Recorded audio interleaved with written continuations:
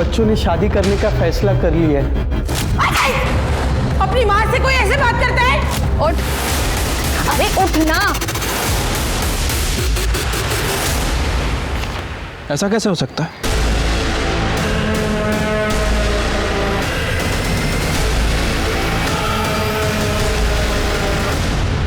नमस्कार, आदाब। Crime petrol सतर्क 30 दिन 30 यूनिक केसेस की श्रृंखला में मैं अनूप सोनी आप सबका स्वागत करता हूं। क्राइम पेट्रोल के जरिए हमेशा हमारी यही कोशिश रही है कि हम समाज के हर वर्ग, हर तबके, हर उस इंसान की कहानी आप तक पहुंचाएं जिसके साथ अन्याय हुआ हो या फिर जो किसी भी तरह के क्राइम का विक्टिम बना हो। आज के इस केस को चुना है हमारे क्राइम एक्सपर्ट शम्स ताहिर खान ने, और क्यों चुना है आइए उन्हीं से जानते हैं। नमस्कार, आदाब, सत श्री अकाल। मैं शम्स ताहिर खान क्राइम पेट्रोल सतर्क के जरिए इस पूरे महीने लेकर आ रहा हूँ कुछ ऐसी अनसुनी कहानियां जो मुझे लगता है आपको देखनी चाहिए। कहते हैं ऊपर वाला यानी भगवान, अल्लाह या गॉड किसी के साथ भेदभाव नहीं करता, पर इंसान करता है। हिंदू, मुस्लिम, अमीर, गरीब, छोटा बड़ा, गोरा काला, यहाँ तक कि मर्द औरत, इंसानों ने भेदभाव के न जाने कितने पैमाने बना रखे हैं। देश, समाज, घर तक में भेदभाव होता है और इन्हीं भेदभाव की घुटन के बीच जुर्म जन्म लेता है जो हमारे समाज के दोहरे चेहरे को उजागर करता है।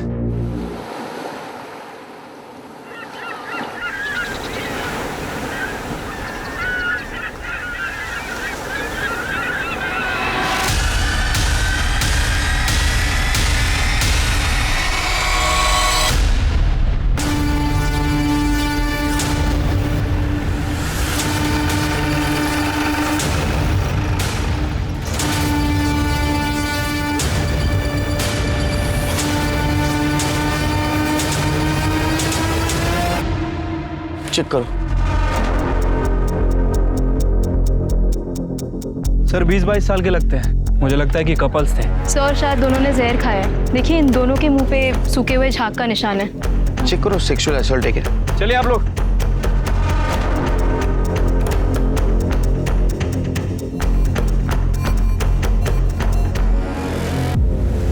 सर अंडरगारमेंट और प्राइवेट बॉडी पार्ट्स चेक किए।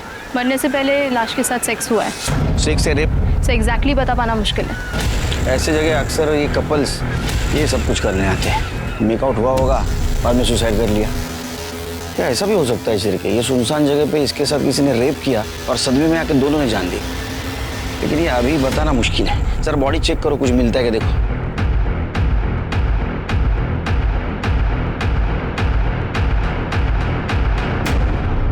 सर ये 2 बॉटल्स मिली हैं। लगता है इसी बॉटल में जहर था सर। लेबल भी नहीं है इसके ऊपर ना। अरे सर आप ठीक है? हाँ ठीक है ठीक है, पर कितना स्ट्रॉन्ग है। सर 2 दिन से आपकी तबीयत खराब है। सर एक बार ब्लड टेस्ट करवा लेते हैं ना। नहीं पहले ये इंपॉर्टेंट है, बाद में देखते ब्लड टेस्ट का। सर मैं एक काम करता हूँ, लैब टेक्नीशियन को बुलाता हूँ, पुलिस स्टेशन, वही चेक कर लेगा। अरे तुम्हारे भाभी जैसा क्यों कर रहे हैं? पीछे क्यों पड़े मेरे? सर हमने पूरा एरिया चेक किया, फोन, आइडिया, पर्स, ऐसा कुछ भी नहीं मिला जिससे इन दोनों की पहचान हो सके। हो सकता है इनके घर वाले इनके रिश्ते से खुश नहीं थे, इसलिए इन्होंने सुसाइड किया। या फिर इन्होंने इनकी आईडी क्यों छुपाई? इस लड़की की शक्ल देखकर लग रहा है कि मैंने इस लड़की को कहीं देखा है, लेकिन कहाँ देखा है कुछ याद नहीं आ रहा। सिर्फ बॉडी को पोस्टमार्टम के लिए भेज दो और फिंगरप्रिंट एनालिसिस के पास बोतल भेज देना, और फॉरेंसिक टीम से पता करो उसमें कौन सा लिक्विड था, क्योंकि जब तक वो रिपोर्ट नहीं आएगी ये बताना बहुत मुश्किल है ये सुसाइड है या रेप।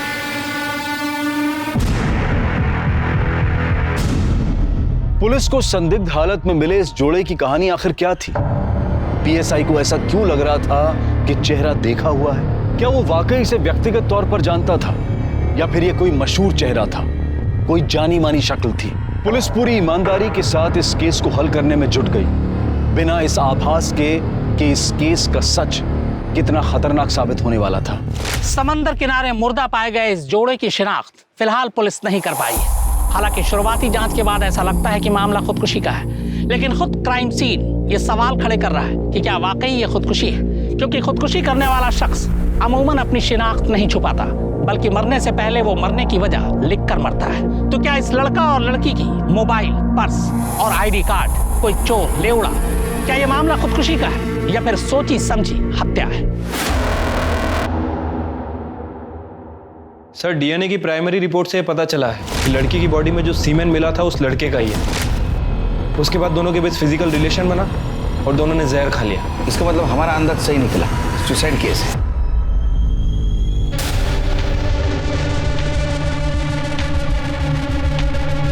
हेलो, दे दिया सैंपल ब्लड का। अभी खुश चिरके। सर याद आ गया उस लड़की को कहाँ देखा मैंने। सर ये देखिए, इस लड़की को मैंने एड फिल्म में देखा था।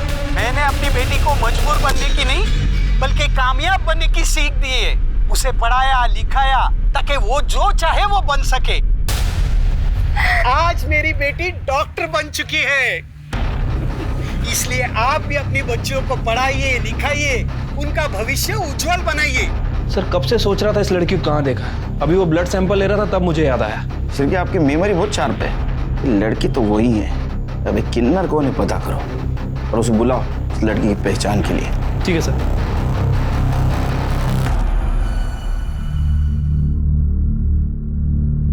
आइए। मैडम नमस्ते, मैं चंपा शिंदे। आप मेरे को इधर काहे को बुलाए? आप शिल्पा शिंदे को जानती हैं? हाँ मेरी बच्ची है, वो 2 दिन से गायब है। मैं पुलिस स्टेशन में रिपोर्ट भी लिखाई। आइए दिखाइए। शिल्पा मेरी बच्ची। मैडम कैसे हुआ ये सब? कौन मारा इसे? अभी कुछ कह नहीं सकते। शिल्पा के साथ जिस लड़के की बॉडी मिली है, इन दोनों ने जहर खा के आत्महत्या की है। मेरी बेटी जहर नहीं खा सकती, वो कभी भी आत्महत्या नहीं कर सकती। दूसरी बॉडी दिखाइए।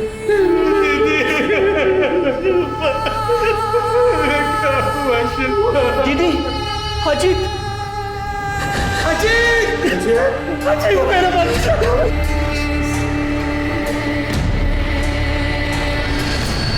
साहब मेरी बेटी शिल्पा ने आत्महत्या नहीं की है, उसे मारा गया है, मर्डर हुआ है उसका।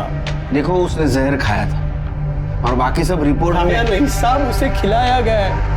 मेरी बेटी बहुत हिम्मत वाली थी साहब, वो कभी भी अपनी जान नहीं ले सकती। शिल्पा की माँ धंधा करती थी, वो एड्स से मर गई। बेचारी शिल्पा तब 3 साल की थी, तब मैं उसको सहारा दी साहब, उसकी जिंदगी नरक होने से बचा ली। लेकिन एक बात बोलूं साहब, ये जो नॉर्मल लोगों की दुनिया है ना साहब, वो बहुत गंदी है। इस दुनिया से मैं शिल्पा को नहीं बचा पाई। वो जिधर भी जाती थी ना, स्कूल में, कॉलेज में, आस पड़ोस में, तो सब लोग उसको किन्नर की बेटी बोल के चिढ़ाते थे। मैं अभी स्कूल कभी नहीं जाऊंगी, कभी नहीं। स्कूल नहीं जाएगी? घर में छुप के बैठेगी? क्यों? कुछ गलत की क्या तू? नहीं ना? तो डरना नहीं। चंपा शिंदे की बच्ची है तू, खड़ी होकर दुनिया से लड़ना सीख, वरना ये दुनिया तुझे जीने नहीं देगी। अब रोना बंद कर मेरी अच्छी बच्ची। धीरे धीरे उसमें हिम्मत आती गई। जब भी शिल्पा कॉलेज जाती थी ना साहब, तब भी उसको यही सब सुनना पड़ता था, लेकिन अब वो लड़ना और पलट के जवाब देना सीख गई थी। अच्छा शिल्पा, तेरी तो वो बात सच हो गई यार कि मेरी माँ भी एक है, मेरा बाप भी एक है। हो गया तुम लोगों का। लेकिन एक बात बता दूं, मुझे मेरे पेरेंट्स पे बहुत गर्व है। बताऊं क्यों? क्योंकि उसने मुझे तमीज सिखाई, इंसान को इंसान समझना सिखाया, दूसरों की इज्जत करना सिखाया। वो सब सिखाया जो तुम दोनों के माँ बाप भी तुमको नहीं सिखा पाए। इसलिए तू अपने घटिया बिहेवियर से यहाँ पर इतनी देर से नमूना पेश कर रहा है। उठ, अरे उठना। और एक दिन उसे उसके सपनों का राजकुमार मिल गया, उसी के कॉलेज में, अजीत देशमुख।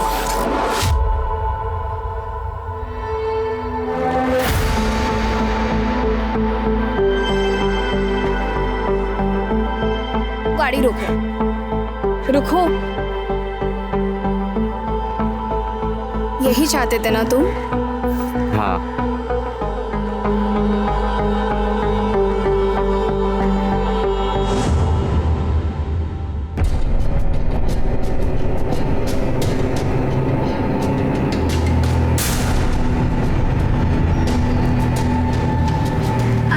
कौन था वो लड़का?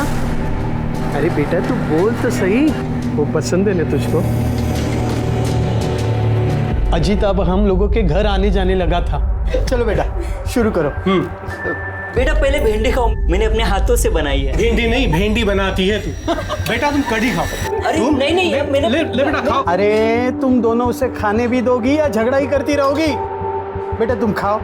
सभी बहुत प्यार करते थे उसे, फरिश्ता बोलते थे, क्योंकि किन्नर की बेटी का हाथ थामने की हिम्मत दिखाई थी उसने। इस रिश्ते से सभी खुश थे सिवाय अजीत के परिवार को छोड़ के। मैं खुद उनको समझाने को गई थी। मैं शिल्पा को खूब पढ़ाई लिखाई, उसको अच्छे संस्कार दिए। देखना 1 नंबर की बहू बन के रहेगी वो इस घर की। पूरा देशमुख परिवार उस पे नाच करेगा।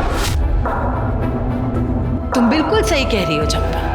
तुम्हारी बेटी हमारे घर की बहू बनेगी तो हम भी तो रातों रात फ्रंट पेज की न्यूज में आ जाएंगे, रातों रात फेमस हो जाएंगे, लोग हम पे चुटकुले कसेंगे। और जब उनके बच्चे होंगे ना तो तुम ताली पीटने और नाचने गाने आ जाना। सच में बहुत गर्व होना चाहिए हमें ऐसी बहू पर। देखिए मैं तो भले की बात कर रही थी, बाकी आप लोग जो सही समझे वही कीजिए। लेकिन बच्चों ने शादी करने का फैसला कर लिया है, अब उन्हें कोई नहीं रोक सकता, न आप न मैं। साहब पक्का तो नहीं कह सकती कि ये सब देशमुख परिवार ने किया है, हाँ लेकिन इतना पक्का कह सकती हूँ कि अजीत और शिल्पा ने आत्महत्या नहीं की। उन दोनों को मारा गया है साहब। उन दोनों के कातिलों को पकड़िए साहब, उसमें मेहरबानी करिए साहब, उन दोनों के कातिलों को पकड़िए। संभालिए अपने आप को, जो सच होगा वो जल्द सामने आ जाएगा। सिरके चलो अजीत के इज्जतदार परिवार से मिलके आते हैं, देखते हैं उनका क्या कहना है। इसमें कहना क्या है इंस्पेक्टर साहब, आप ही बताइए, कौन एक किन्नर की बेटी को अपने घर की बहू बनाना चाहेगा? हमने अजीत को बहुत समझाने की कोशिश की लेकिन वो सुनने को तैयार ही नहीं था। कि अजीत की दी हुई शय थी कि एक किन्नर की इतनी हिम्मत हुई क्या वो हमारे घर आके हमें समझा रहा था। तो उस किन्नर की हिम्मत हुई आपके घर आने की, लेकिन आप लोगों में बिल्कुल श्रद्धा नहीं कि अपने खोए हुए बेटे की मिसिंग कंप्लेंट करे पुलिस में जाके। सर अजीत अक्सर शिल्पा के घर जाया करता था, तो कई दिन वही रहा करता था, तो हमें लगा कि वो वही होगा। चलो मान लो आप लोगों को पता नहीं था कि वो मर चुका है, लेकिन हमने खुद आपको बोला कि वो मर गया। हम यहाँ खुद ही आपको बताने के लिए आए, फिर भी आप उसके आइडेंटिफिकेशन के लिए आने के लिए तैयार नहीं हो। मेरे पति की तबीयत ठीक नहीं रहती है, इसीलिए मैं अभी केशव को भेजती हूँ। केशव मैं कैसे जा सकता हूँ, मुझे तो बिजनेस मीटिंग है। केशव इंस्पेक्टर साहब आप चलिए, मैं आता हूँ थोड़ी देर।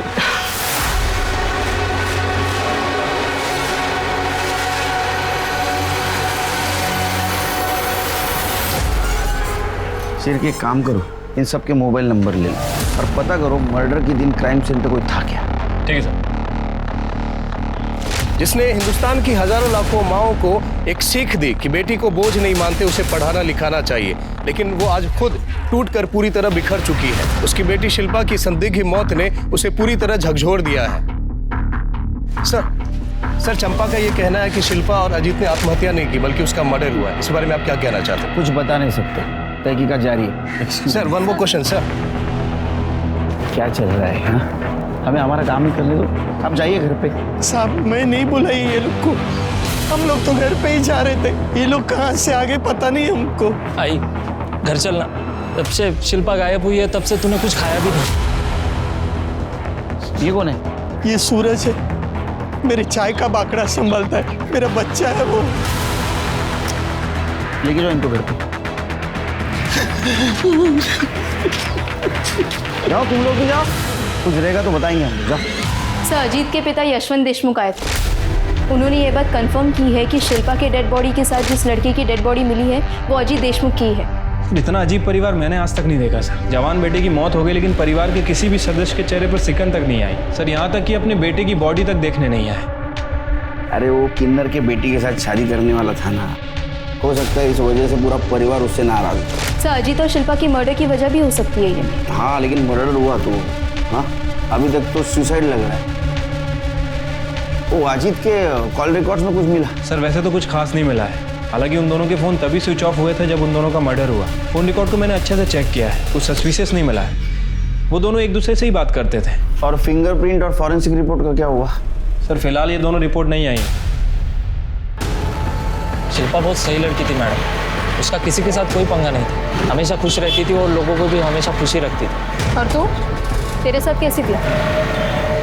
मैडम आप चाय पियेंगे? विलास 2 चाय। उसकी कोई ज़रूरत नहीं है, पहले बता तेरे साथ कैसी थी?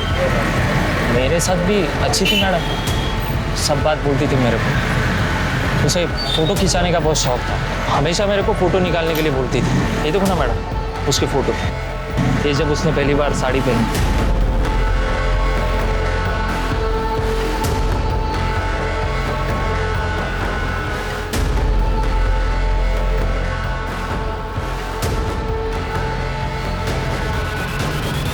साहब।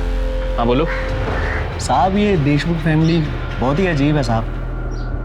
अजीब मतलब क्या साहब, दिन भर लड़ाई झगड़ा रहता है इनके घर में। ये तो खुद भी एक दूसरे से अच्छे से बात तक नहीं करते। और उनका बेटा है ना अजीब, क्या बताऊं साहब, मैंने सुना है कि वो एक नंबर का दारूबाज है, नशेड़ी है, गंजेड़ी है। अभी कुछ दिन पहले अपनी माँ से खूब झगड़ा किया ना वो। किस बात पे झगड़ा हुआ था? साहब उसको लगता था कि उसकी माँ का ना वो कोई वैद है, उसके साथ लफड़ा चालू है। मैंने बताया ना आपको साहब, बहुत अजीब फैमिली। यार उनके घर में कोई बीमार पड़ता है ना तो डॉक्टर थोड़ी ना आता है, वो वैद्य ही है सत्यानंद, वही सबकी बीमारी का इलाज करता है। हाँ अभी थोड़े दिन पहले मैं इस्त्री करे हुए कपड़े लेके गया था मालकिन को देने के लिए, तो दरवाज़ा खुला था साहब, तब मैं अंदर देखा दोनों माँ बेटे में वैद्य को लेके खूब बुमा बुम चालू था। जब आपकी तबीयत खराब है ही नहीं तो फिर आप हर दूसरे दिन उस वैद्य के पास क्या करने जाती मेरी हैं? तबीयत इसलिए ठीक है क्योंकि मैं वैद्य जी के पास जाती रहती हूँ। जब वैद्य यहाँ पर बाबा का इलाज करने आते हैं तब आप अपनी प्रॉब्लम्स नहीं बता सकती। मैं वैद्य जी के यहाँ अपनी तबीयत के हिसाब से जाऊंगी या तुम्हारी सहूलियत के हिसाब से? आई बहाने देना बंद कर, मुझे ना सब पता है तेरे और उस वैद्य जी के बीच में ना क्या चल रहा है और क्या नहीं चल रहा है। तुझे शर्म नहीं आती अपनी माँ पे इतना घटिया इल्जाम लगाते हुए? आपको शर्म आती है ऐसी घटिया हरकत करते हुए और उस वैद्य जी के साथ सोते हुए? तमीज, अपनी माँ से कोई ऐसे बात करता है? साहब सब जगह पूरी बात फैल गई थी कि मालकिन का चक्कर है वो वैद्य के साथ। पता नहीं उस किन्नर ने और उसकी बेटी ने क्या जादू कर दिया था मेरे बच्चे पर। मेरा बेटा बिल्कुल बदल गया था, पहले अच्छा था, हंसकर बातें करता था, हमारे साथ टाइम बिताता, लेकिन जब से उस शिल्पा के चक्कर में पड़ा तब से घर वालों को कुछ समझता ही नहीं था, बात बात पे झगड़ा करता था। हमें पता चला है कि आपके बेटे का कहना था कि आपका और वो वैद्य सत्यानंद आप दोनों का अफेयर चल रहा था। ये बिल्कुल झूठ बात है, पता नहीं ये बात उसके दिमाग में किसने डाल दी थी। मैंने उससे 1000 बार पूछने की कोशिश की लेकिन इस बात का कभी जवाब नहीं दिया उसने। और वो सत्यानंद जी, वो तो देव मानुस है, उनके बारे में तो ऐसा सोचना भी पाप।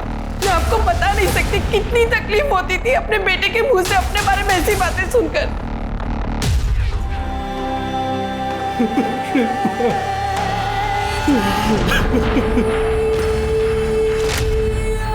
आई काकी, बिना मेकअप के भी तो बाहर जाया जा सकता है ना, पर आप लोग ये वाली बात कहाँ समझोगे? ए पोरी, ये क्या तू आप लोग लगा रखी है?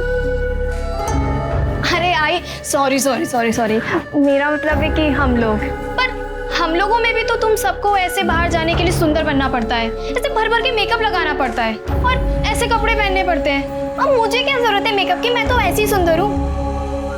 वैसे भी मन सुंदर होना चाहिए, तन कम भी सुंदर हो तो चलता है। देखो तो दीदी क्या क्या बोल रही है, कितना भाव खा रही है।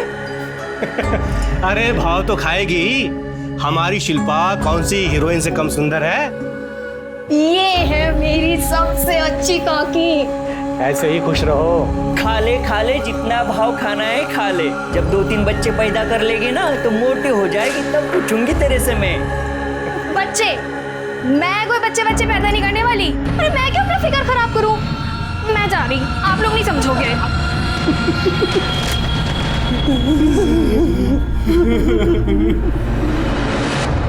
दामिनी, अगर अजीत के घर वाले और उस धोबी की माने तो अजीत एक नंबर का अय्याश लड़का था, शराब पीता था, ड्रग्स लेता था, अपनी माँ के चरित्र पर ही शक करता था। जबकि चंपा और बाकी लोगों की माने तो अजीत एक नंबर का परफेक्ट लड़का था। समझ नहीं आ रहा आखिर इस अजीत की सच्चाई क्या है। सो ये भी तो हो सकता है कि इन लोगों में से कोई अजीत के बारे में झूठ बोल रहा हो। मैडम ये पीएम रिपोर्ट।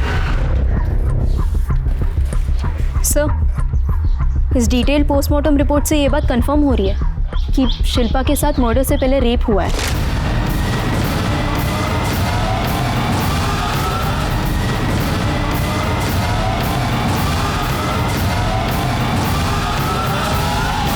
क्योंकि कॉन्डम के लुब्रिकेंट उसके प्राइवेट पार्ट्स में मिले।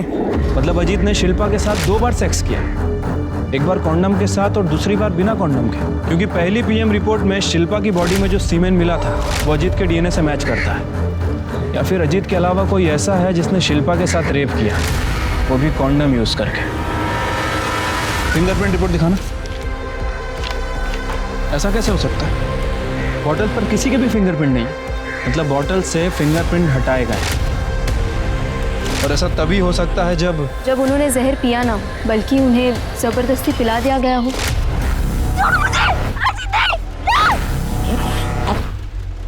और बॉटल पे से फिंगरप्रिंट्स भी जानबूझ के हटा दिए गए हो। इसका मतलब दामिनी ये सुसाइड केस नहीं है, बल्कि मर्डर केस है, डबल मर्डर केस।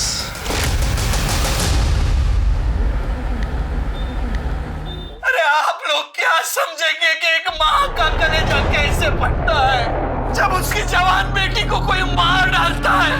मुझे मालूम था मुझसे और मेरी बेटी से कई लोग जलते हैं। आज उन सब लोगों के कलेजे में ठंडक पड़ गई होगी। सर आप तो सिक लीव पे थे ना, रेस्ट चल रहा था आपका। काय का रेस? डबल मर्डर केस, टेंशन का काम। चलो बंद करो ये। कटे बंद करो।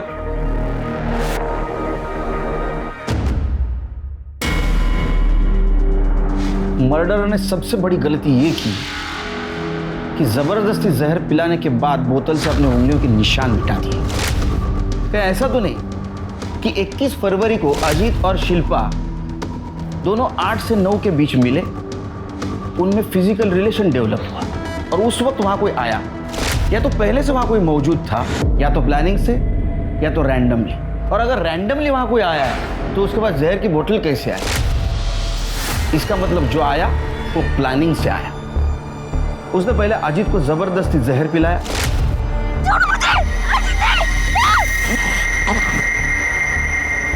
अजीत के ऊपर जहर का असर होने के बाद वो शिल्पा के पास आया। शिल्पा ने बचने की कोशिश की हो, लेकिन वो सामने वाला उससे ज्यादा ताकतवर हो सकता है, या तो एक नहीं एक से ज्यादा हो सकते हैं। उसके बाद में उसने शिल्पा के साथ रेप किया, उसे जबरदस्ती जहर पिलाया, उसने बोतल से फिंगरप्रिंट मिटा दिए और वो बोतल दोनों के बीच में रख दी ताकि वो सुसाइड में गए। तो कौन था ये आदमी? और अजीत के बारे में हमारे पास दोनों तरफ की इंफॉर्मेशन क्यों आ रही? झूठ कौन बोल रहा है और किस लिए? क्या ऐसा तो नहीं कि इस बात का इस मर्डर से कोई कनेक्शन हो? सर यही बात तो हम दोनों के भी समझ में नहीं आ रही कि एक ही आदमी की 2 छवि, एक ब्लैक और एक व्हाइट। या फिर ऐसा भी हो सकता है कि चंपा ने यह मर्डर किया हो, लेकिन अभी हमें दिखाने की कोशिश कर रही है अजीत बहुत अच्छा था, उसे हमें पसंद करती थी। या फिर अजीत वैसा ही था जैसा उसके घर वाले बताते। सर अगर ऐसा है तो फिर शिल्पा के साथ रेप और मर्डर क्यों हुआ? और अगर वाकई ऐसा है तो इस मर्डर में देशमुख फैमिली भी इन्वॉल्व है। पर सर देशमुख फैमिली अपने ही बेटे का मर्डर क्यों करवाएगी? वो सिर्फ शिल्पा का मर्डर करके छोड़ सकते थे। जरूरी नहीं दामिनी, क्योंकि सुहासिनी और बाकी लोगों के बयान के मुताबिक अजीत से वो सब परेशान थे। ऐसा भी तो हो सकता है कि दोनों कांटे एक साथ निकाले, या ऐसा भी हो सकता है कि एक तरफा प्यार का मामला हो सकता है सर। चंपा का मुंह बोला बेटा सूरज, मैंने उससे पूछताछ की थी। जिस तरह से वो शिल्पा के बारे में बात कर रहा था, उसके फोन में अपनी फोटोज नहीं शिल्पा की फोटोज थी। उसके बात करने के तरीके से तो यही लग रहा था कि उसे शिल्पा पसंद थी। तो तुम्हारा कहना ऐसा है कि वो साइलेंट लवर सूरज, उसके पास मर्डर का मोटिव था? Yes sir. हो सकता है शिल्पा से बदला लेने के लिए उसने उसका रेप किया। उसके बारे में इंफॉर्मेशन निकालो, आगे पीछे कौन है जरा पता करो, और मर्डर के दिन वो कहाँ था ये भी पता करो। Yes sir. दामिनी 4 चम्मच शक्कर वाली चाय बोलना। अरे सर आपका शुगर वैसे ही थी तो चुप बैठ, मुझे कुछ नहीं हुआ। जब तक मैं शक्कर वाली चाय पीता नहीं मेरा दिमाग नहीं चलता है, समझा ना? 4 चम्मच शक्कर वाली चाय।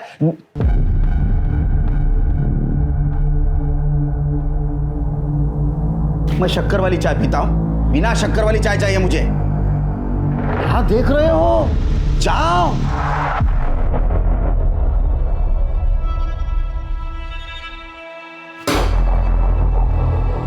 करेले का जूस तुम्हारे लिए, और शिरके ये आज ही खत्म होना चाहिए। हो वही सर दूं? सर, अजीत देशमुख के पिता यशवंत देशमुख आपसे मिलने आए। बोला सर मैंने उनको बोला पर वो भारी बढ़ गए, शायद उनकी तबीयत ठीक नहीं है।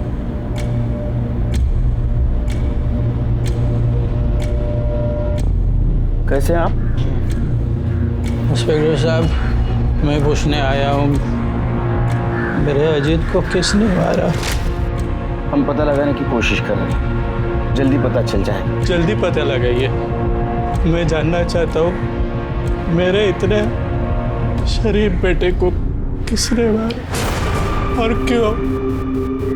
शरीफ, आप लोगों का तो कहना था कि वो अय्याश था। उसे कोई बुरी आदत नहीं थी, ईमानदार था, नेक था,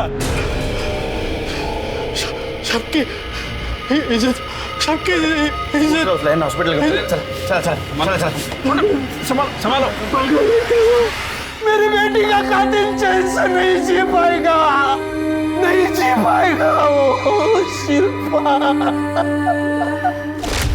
एकदम हीरोइन लग रही है तू, किसी की नजर न लगे मेरे बेटी को। सही कहा आपने, शिल्पा के पास फेस के साथ साथ एक्टिंग का टैलेंट भी है। अगर ये चाहे तो इंडस्ट्री पे राज कर सकती है। अरे नहीं रे बाबा नहीं, हम लोग को जाने का ही नहीं उधर, सब भेड़िए है तुम लोग के धंधे में, मेरे को सब मालूम है। आज मेरी बेटी डॉक्टर बन चुकी है, इसलिए आप भी अपनी बच्चियों को पढ़ाइए लिखाइए, उनका भविष्य उज्जवल बनाइए। जब उनका भविष्य उज्जवल बनेगा तो वो आगे बढ़ेगी और साथ साथ हमारा देश भी आगे बढ़ेगा।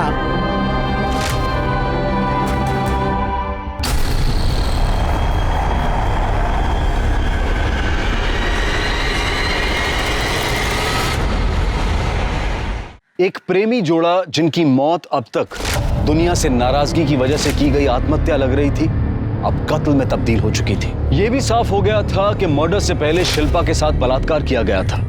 पुलिस के पास सस्पेक्ट तो कई थे, लेकिन सबूत किसी के भी खिलाफ नहीं था। मीडिया भी इस पर अपनी नजर बनाए हुए था और तभी यशवंत को हॉस्पिटल भेजने से पुलिस को एक उम्मीद मिली। यशवंत की ब्लड रिपोर्ट में एक ऐसा सच सामने आया जिससे यह पता चला कि उसे किसी ऐसी जड़ी बूटी का सेवन करवाया जा रहा था जो धीमे जहर की तरह काम कर रही थी, जिसकी वजह से वो कमजोर था, बीमार था और मौत की तरफ बढ़ रहा था। इस जड़ी बूटी की इतनी गहरी जानकारी सिर्फ एक इंसान को हो सकती थी और वो था देशमुख परिवार का वैद्य सत्यानंद।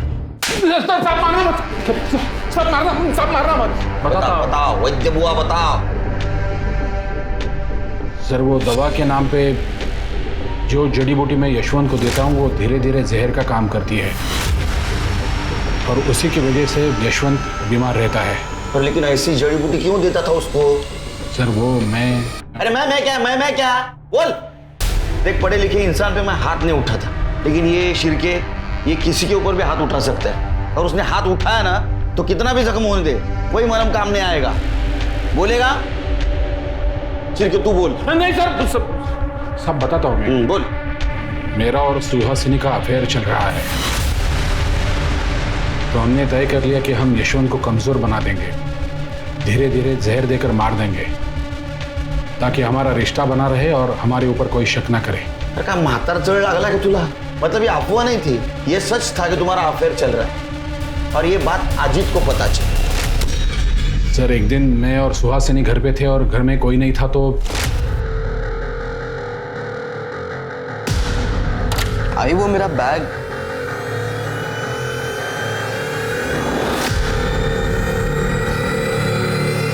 अजीत और सुहासिनी के बहुत झगड़े होते थे, लेकिन सुहासिनी हमेशा यही कहती थी कि मेरे और उसके बीच में कुछ नहीं है।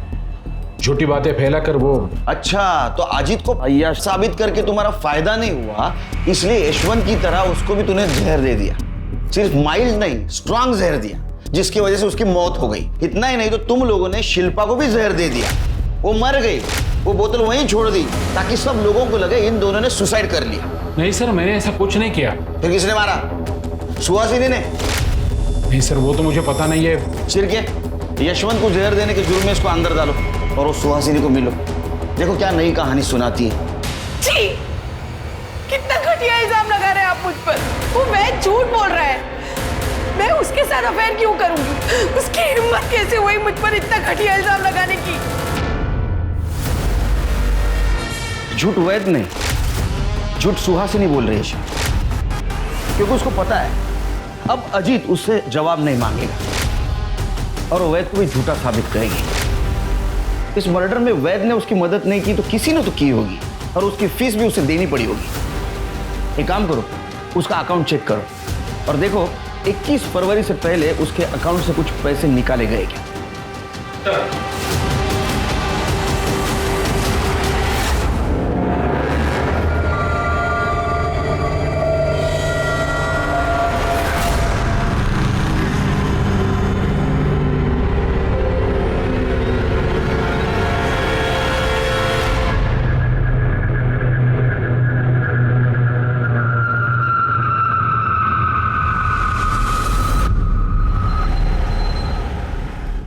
सर, सुहासिनी ने अकाउंट से पैसे निकाले नहीं है, बल्कि 20 फरवरी को 1 लाख रुपए ट्रांसफर किए।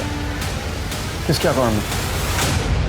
सासू माँ ने पैसे ट्रांसफर किए थे 1 लाख रुपए, लेकिन मैंने उनको वापस कर दिए थे।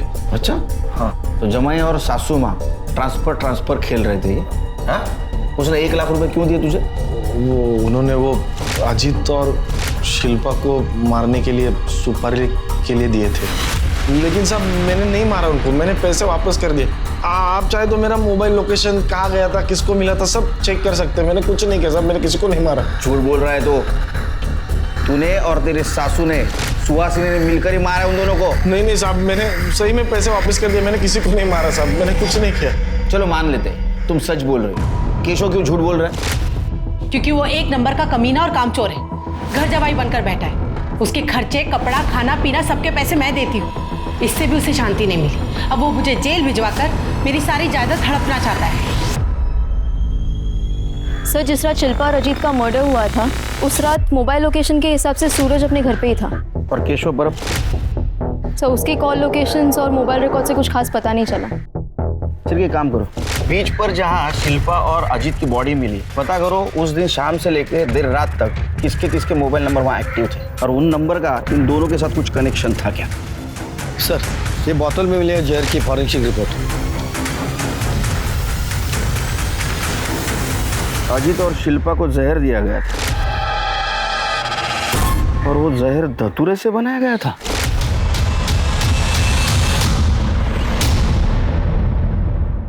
अजीत और शिल्पा को जहर दिया गया था और वो जहर धतूरे से बनाया गया था। धतूरे से जहर बनाया जा सकता है और धतूरा मिलना आम बात है। सर, वैसे धतूरा मिलता जंगल में है, लेकिन महाशिवरात्रि के दिन पे ये हर शिव मंदिर के बाहर मिलेगा, क्योंकि शिवरात्रि पे चढ़ावे में धतूरा चढ़ाने की प्रथा है। 1 मिनट, महाशिवरात्रि 21 फरवरी को महाशिवरात्रि थी। एक काम करो शिल्पी, जितने भी शिव मंदिर है उसके बाहर, उसके आसपास जितने भी फूल की दुकानें, वहाँ CCTV फुटेज कलेक्ट करो और देखो किसने इतने भारी मात्रा में धतूरे खरीदे। और एक बात पता करो, मुंबई या मुंबई के आसपास धतूरे के जहर से किसी को मारा गया था, ऐसा केस आया है क्या? हो सकता है देशमुख परिवार का वैद और ये चंपा की बिरादरी वाले ये जरूर जानते होंगे कि धतूरे से जहर कैसा बनाया जा सकता है। दामी, तुम एक काम करो, चंपा से जुड़े हुए सारे लोगों की पूछताछ करो। Yes sir. सूरज के बैकग्राउंड का कुछ पता चला? कुछ खास नहीं सर, बस इतना ही पता चला है कि सूरज के आगे पीछे कोई नहीं है, चंपा ही उसके लिए सब कुछ है।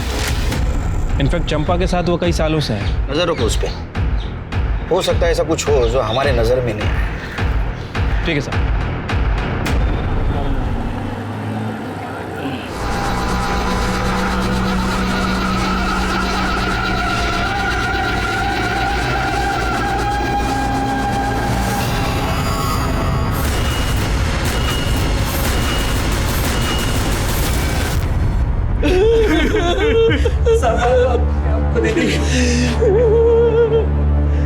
मार डाला, मेरे दोनों बच्चों को मार डाला। एक माँ की चीख पुकार है जिसने अपने 2 बच्चे एक के बाद एक खो दिए। अगर पुलिस शिल्पा और अजीत के कातिल को ढूंढ निकालती तो क्या सूरज जिंदा होता?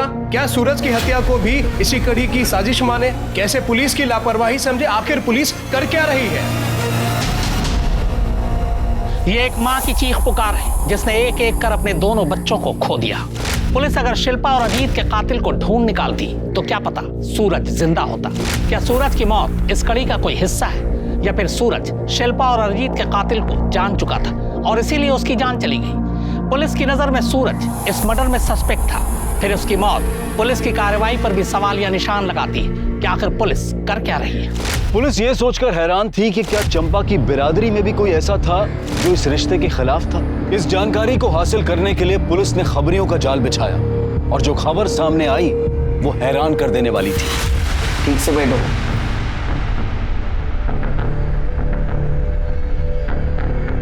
तुम अजीत और शिल्पा के रिश्ते के खिलाफ थी, फिर भी तुमने उन्हें आशीर्वाद दिया था, ऐसा चंपा ने कहा।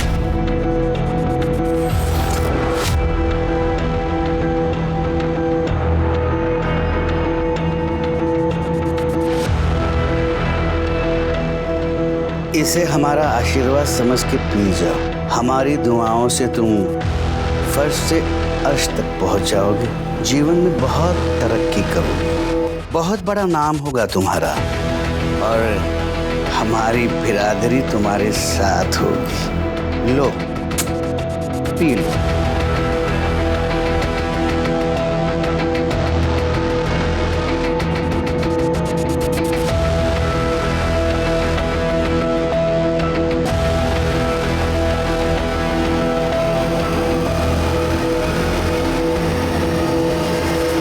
हाँ साहब, हमने इस रिश्ते की मंजूरी के लिए खाली एक ही शर्त रखी थी। कौन सी शर्त? शर्त यह है कि शिल्पा और अजीत उनका पहला लड़का हमें सौंपेंगे और फिर हम उस बच्चे को किन्नर बनाएंगे और हमारी बिरादरी में शामिल कर देंगे। ये कैसी शर्त है? हम ऐसी कोई शर्त पर नहीं मानने वाले आपकी। और आपने ऐसे सोच भी कैसे लिया कि हमारा बच्चा? चंपा, समझा इसे, वरना हम तुझे बिरादरी से निकाल देंगे और बिरादरी से बाहर होना क्या होता है ये अच्छी तरह से जानती हो तुम। हाँ साहब, राजा रानी ने शर्त रखी थी, लेकिन ये बात मैं आपको कैसे बताती, क्योंकि ये हमारे बिरादरी की बात थी ना, और मैं बिरादरी से अलग थोड़ी हूँ। हमारी बिरादरी में राजा रानी सबसे बड़े होते हैं, उनकी बात कोई नहीं टाल सकता। तो भला मैं कैसे इनकार कर सकती थी? तो बिरादरी से बाहर होने के डर से तुमने अजीत और शिल्पा दोनों को रास्ते से हटा दिया, मार दिया उन्हें ना। वाह साहब वाह, मैं किन्नर हूं ये बात आप नहीं भूले, लेकिन मैं एक मां भी हूं ये बात आप भूल गए। शिल्पा की हालत मैं समझ सकती थी, क्योंकि उसकी तकलीफ मेरी तकलीफ थी। मैं सिर्फ उसकी सुरक्षा और भविष्य के लिए उसे मनाना चाहती थी, लेकिन ये हो न सका साहब। मेरे मनाने से पहले ही मेरी बच्ची मुझसे दूर चली गई साहब, मुझसे दूर चली गई। खाली चंपा दीदी ही नहीं, हम सब भी शिल्पा को समझाने की बहुत कोशिश कर रहे थे, क्योंकि वो हम सब की बेटी थी। पर चंपा के बार बार एक ही बात बोलने से एक दिन शिल्पा चंपा पे सॉलिड भड़क गई साहब। शिल्पा, मैंने तुम्हें पाल पोस के इतना बड़ा किया, क्या तुम मेरे लिए इतना भी नहीं कर सकती बेटा? इसी दिन के लिए पाला था मुझे कि एक दिन अपनी किन्नरों की बिरादरी बढ़ाने के लिए मेरे बच्चे की बलि चढ़ाओगी। आई, तूने पाल पोस के बड़ा किया, लेकिन ये याद रख कि मेरे वजह से तुझे इतना नाम मिला। एक्ट फिल्म करती है ना, 36 जगह इंटरव्यू देती है जाके, तो उसी टीवी पे जाके बोलना कि अपनी बेटी का बच्चा छीनकर उसे किन्नर बनाना चाहती है। फिर देख क्या होता है तेरे नाम और तेरी शौहरत के साथ। सर, मैंने 21 फरवरी की सारी सीसीटीवी फुटेजेस चेक की है। सर ये देखिए, बरकत नगर के शिव मंदिर के बाहर के सीसीटीवी फुटेज में क्या मिला। दामिनी, तुमने 2 दिन पहले एक पेपर कटिंग फाइल में लगाई थी, उसको लेके आओ। सही है।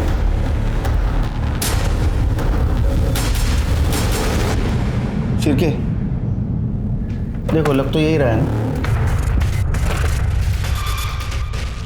हाँ सर, दिख तो यही रहा है, बट सिर्फ फुटेज के बेस पे साबित कैसे करेंगे? 21 फरवरी का इसका मोबाइल लोकेशन निकालो। फिंगरप्रिंट मिटाने के गलती के साथ साथ इसने और एक गलती की होगी, मोबाइल साथ में लेके जाने की। सर, पिछले साल चेंबूर में धतूरी की जहर की वजह से एक की मौत हुई थी, उस केस की एफ। मरने वाले का नाम आशा था और वो किन्नर था।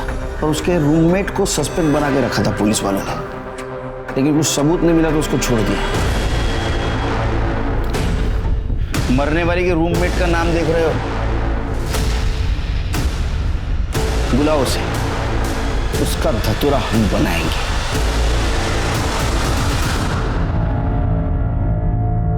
पर क्या साहब, आप खाली फुकट मेरे को तकलीफ दे रहे हो?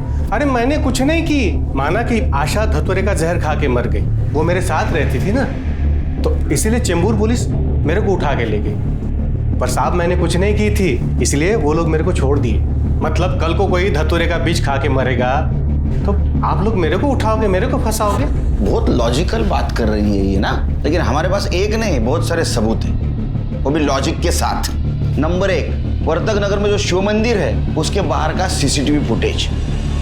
चल के दिखाओ जरा।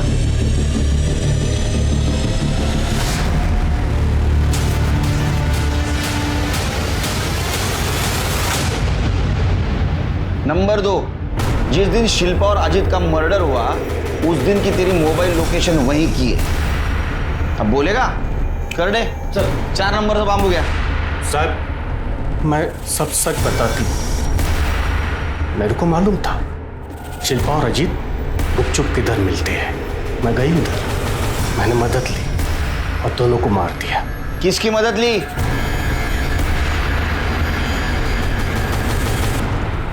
सर दिन में धतूरे से जहर बनाने में मदद की और रात को पुष्पा दीदी के साथ समुंदर किनारे में गया। जब हम दोनों उधर गए तो दोनों लगे पड़े थे। शिल्पा चंपा को महान बनाई थी, इसीलिए शिल्पा को मैं अपनी आंखों से मरते देखना चाहती थी। दीदी अब सब्र नहीं हो पा रहा। चुप, रुक जा 2 मिनट।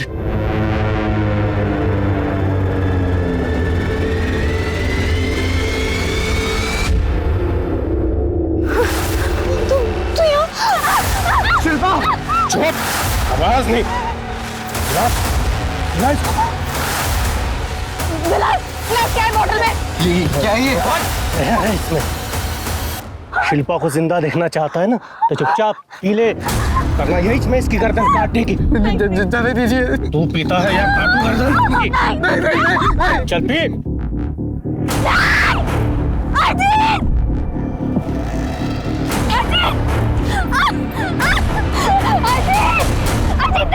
अजीत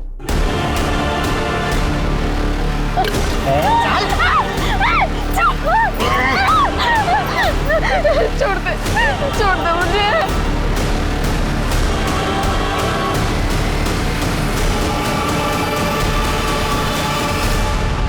सुनो, हाँ, इन दोनों को आसपास लिटाते हैं और लगना चाहिए कि दोनों ने जहर पी के आत्महत्या की। मेरे को चंपा से बहुत जलन होती थी। धंधे वाली का बच्चा क्या पाल लिया उसने, सारी मीडिया उसके पीछे हो गई। मैं सोचती थी अच्छा अब तूने बच्ची पाली है ना तो लगन करके दिखा। पर शिल्पा को अजीत जैसा भला मानुस हो गया, राजा रानी आशीर्वाद दे दिए। मुझे बहुत तकलीफ होती थी ये सब देख के। सूरज को क्यों मारा? वो मैं टीवी पे प्रोग्राम देख रही थी चंपा का, कोस रही थी उसको। ऐसा इसमें क्या है, मैं यहाँ ऐसे चढ़ रही है। एक दिन तेरे को भी मैं शिल्पा की तरह मारूंगी।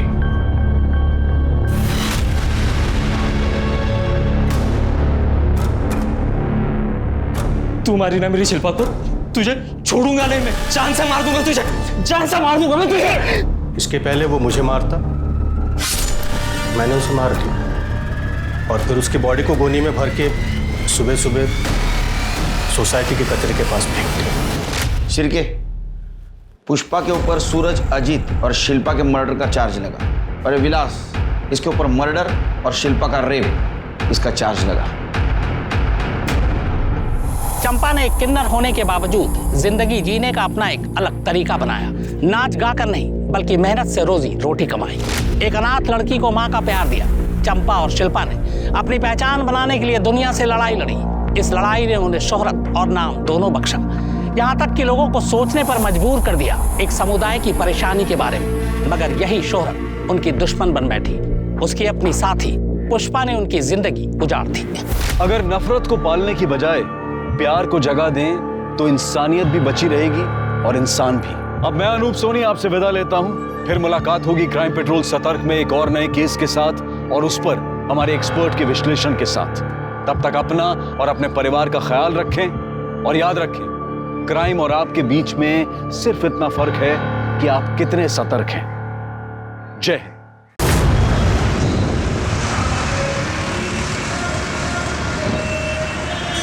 उफ, तुम क्यों इतने सवाल पूछते हो?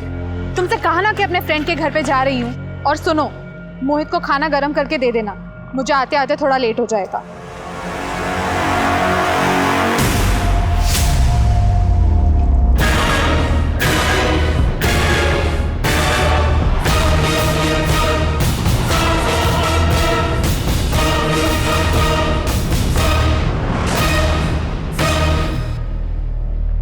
नमस्कार, आदाब। क्राइम पेट्रोल सतर्क 30 दिन 30 यूनिक केसेस की श्रृंखला में मैं अनूप सोनी आप सबका स्वागत करता हूं। आज के इस केस पर अपना विश्लेषण देंगे हमारे मेहमान और जाने माने पत्रकार शम्स ताहिर खान। दिन दहाड़े एक औरत को चलती कार से फेंक दिया गया। ऐसी खबरें सुनकर अक्सर कई लोग ये सोचते हैं कि शायद मामला कार चोरी का हो। कुछ ये कहकर दिलासा दे देते हैं कि चलो कम से कम औरत की जान तो बच गई। मगर कई केस में ऐसा होता है कि जो बाहर से दिखता है वो अंदर नहीं होता। आज के केस में जुर्म की ये वो कहानी है जिसमें एक विक्टिम को पूरी साजिश के तहत मार दिया जाता है। ये केस इतना चुनौतीपूर्ण है कि गुरुग्राम पुलिस को सुलझाना वाकई किसी चुनौती से कम नहीं। अरे नहीं मैडम, मेकअप नहीं, फेशियल और मैनिक्योर ही करवाना है। एक रिक्वेस्ट है, 40 मिनट में हो जाएगा सर? हाँ, हो जाएगा। So sweet of you, thank you. Pragya, आज तुम्हारे लेक्चर लेने से पहले सब कुछ हो जाएगा, मैंने बात कर ली है। राजीव, क्यों परेशान हो रहे हो? मैं बाद में करवा लूंगी ना ये सब। देखो, तुम्हारी हर एक जरूरत का ख्याल है मुझे। अब ज्यादा बहस मत करो, जाओ जल्दी जाओ। मैम प्लीज आइए मैम। ओके।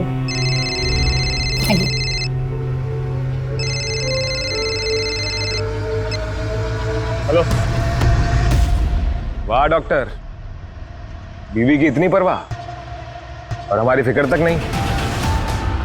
जरा हम भी तो देखें फेशियल होता कैसे है।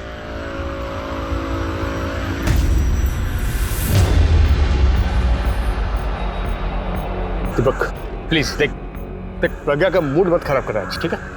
कल तक मैं सब कुछ ठीक कर दूंगा, बस आज का टाइम दे दे मुझे। टाइम ही तो नहीं है तेरे पास डॉक्टर।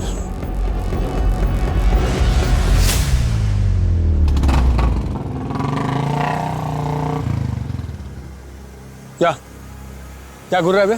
क्या दिख रहा है? सुट्टा देना यार। राजीव, सिगरेट? तुम सिगरेट तो टेंशन में होते तब पीते हो ना? हाँ, तो टेंशन तो होगी ना, क्यों? इतनी खूबसूरत तो दिख रही हो तुम। कुछ भी। अरे हाँ, सच में तुम किसी भी एंगल से 21 साल की लड़की की माँ तो लगती नहीं हो। बस अब बातें बनाना बंद करोगे? I am already late. चलो चलो चलो।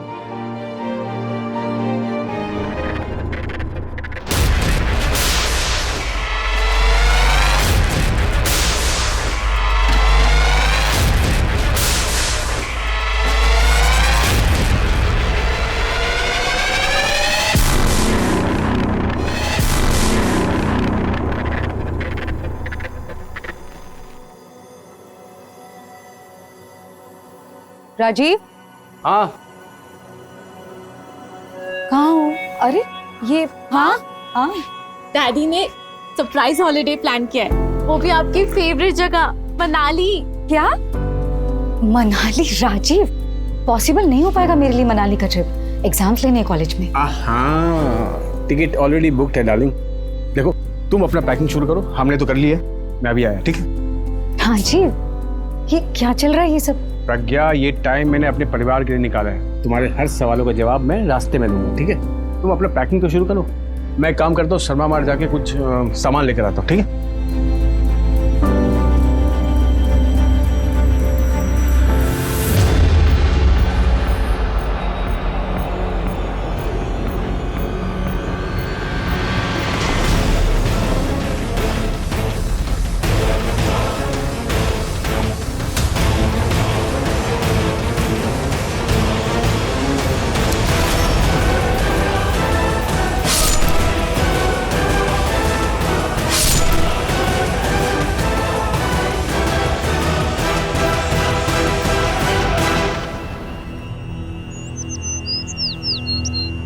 सर मेरा नाम प्रज्ञा सैनी है।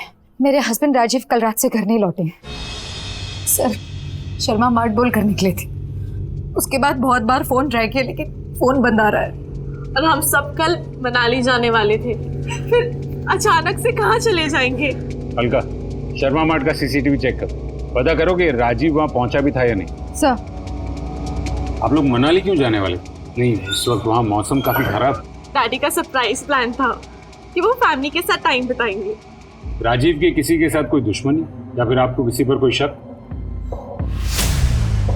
डैडी होम्योपैथिक डॉक्टर है, उनके तो नेचर में ही है ना लोगों की हेल्प करना। उनका कभी किसी के साथ झगड़ा नहीं हुआ।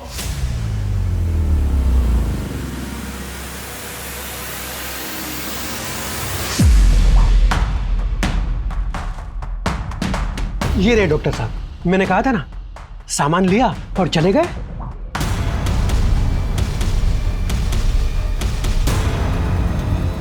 ये फोन किसका आया था? राजीव के कॉल रिकॉर्ड चेक किए, लास्ट फोन कैब एजेंसी से आया था। मतलब राजीव ने कहीं जाने के लिए खुद कैब बुक की थी। कैब एजेंसी से पता करो कि किस ड्राइवर ने राजीव को शर्मा मार्ट से पिक किया। सर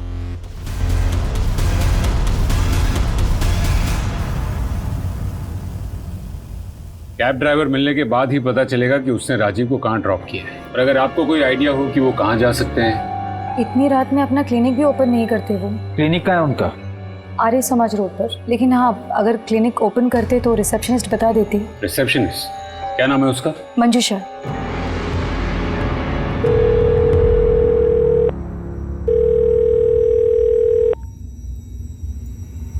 आज माँ तुम्हारे बारे में पुलिस को बताने वाली थी, मैंने रोक दिया।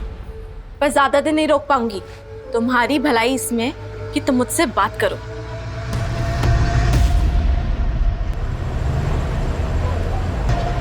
सर आखिरी बार डॉक्टर 4 तारीख को ही आए थे और कुछ परेशान से लग रहे थे। Good morning sir.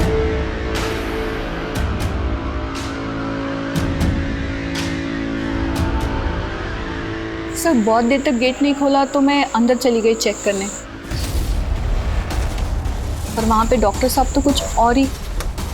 सर क्या है? बिना परमिशन अंदर कैसे आ गए तुम? हाँ, गेट आउट। सर बीवी और बेटी तो राजीव की अच्छाई का गुण गा रही हैं और उनकी रिसेप्शन तो कुछ अलग ही कहानी बोल रही। 4 तारीख को राजीव की जिंदगी में ऐसा कुछ हुआ जिससे वो काफी डर चुका होगा। तो मनाली कोई हॉलिडे नहीं, अपने परिवार को शहर से बाहर ले जाने का एक बहाना था बस। और सर प्रज्ञा ने कहा कि ब्यूटी पार्लर से आने के बाद से राजीव का मूड ऑफ था। 40 मिनट तक राजीव पार्लर के बाहर था। पता करो कि उस पार्लर के आसपास 40 मिनटों में राजीव के साथ हुआ क्या। और हाँ, उसका क्लिनिक भी अच्छे से चेक करो, आखिर वो इस हालत में अपने कैबिन में कर क्या रहा था। जी सर।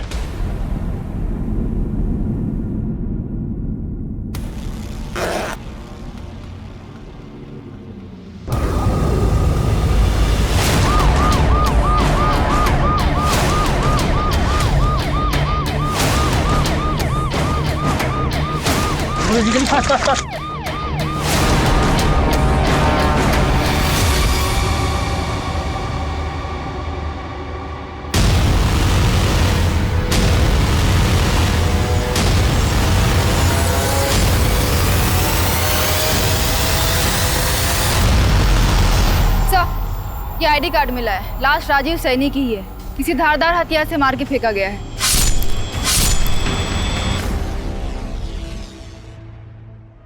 अरे मम्मी की तबीयत खराब है, आज फुटबॉल मैच खेलने नहीं आ पाऊंगा।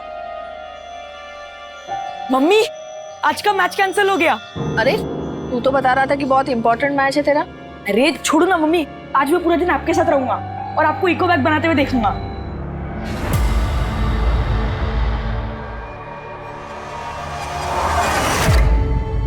राजीव राजीव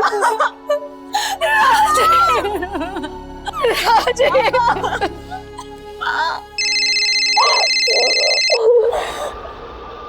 गुप्ता बोलो। सर एक सिगरेट वाले ने राजीव को पार्लर के बाहर किसी से झगड़ा करते हुए देखा था और उसकी बाइक पर खोपड़ी वाला स्टिकर था। कल तक मैं सब कुछ ठीक कर दूंगा, आज का टाइम दे दे मुझे।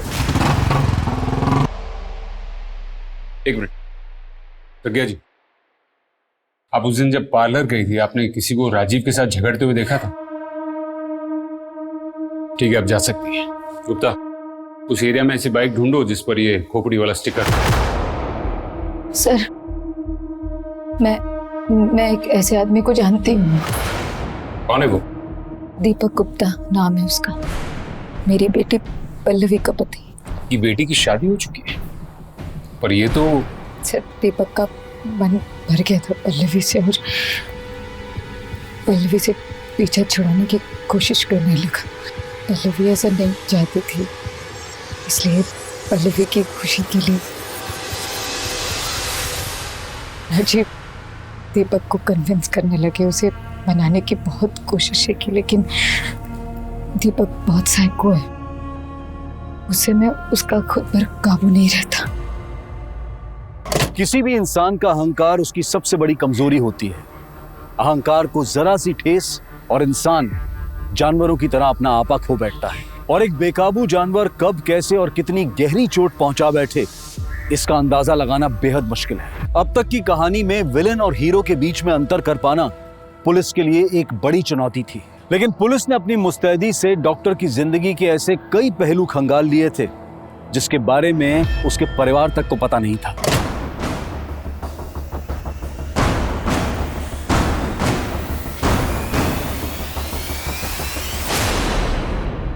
लगता है भाग गया ही। दीपक की फोटो सारे पुलिस स्टेशन में भेज दो।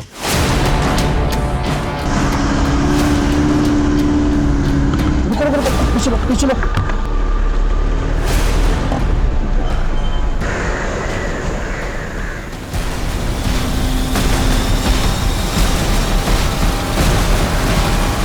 उस शॉप वाले ने काली बाइक पर ऐसी खोपड़ी का स्टिकर है, ऐसे ही बताया था ना?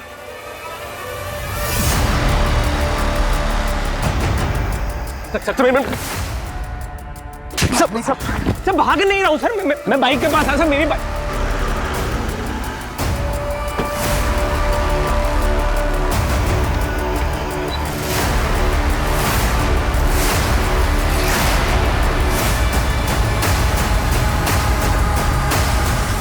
अपनी पत्नी से पीछा छुड़ाने के लिए तूने उसके बाप को ही मार दिया। पल्लवी ने कहा ना आपसे, झूठी है सर एक नंबर की। जिस दिन राजीव की मौत हुई थी उस दिन तू झगड़ा करने गया था ना उसके साथ? सर झगड़ने नहीं, समझाने गया था कि पीछा छुड़ाओ मेरा अपनी बेटी से, तंग आ गया हूं।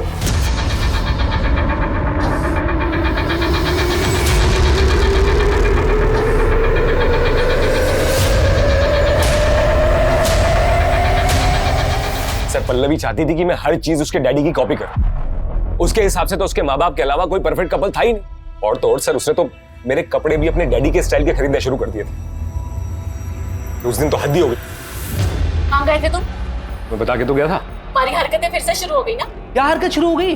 नाटक तो ऐसे करते हो, शादी करके ना सबसे बड़ी गलती हो गई मेरी लाइफ की। अरे तो गलती नाटक करने की जरूरत नहीं है। अरे तो मैंने किया क्या, मुझे ये तो बताओ ना।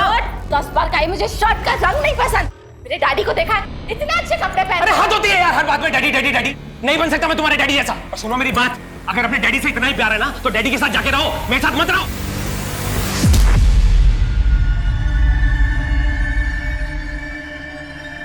ये देखिए सर, चोट देखिए सर। पति पत्नी के झगड़े में यही होता है, लोग ना हमेशा पति के ऊपर उंगली उठाते हैं। और सर आपको यकीन नहीं आता ना, तो ये देखिए, ये सुनिए यहाँ पे सर। आज माँ तुम्हारे बारे में पुलिस को बताने वाली थी। तुम्हारी भलाई इसमें कि तुम मुझसे बात करो। Sir 1 minute.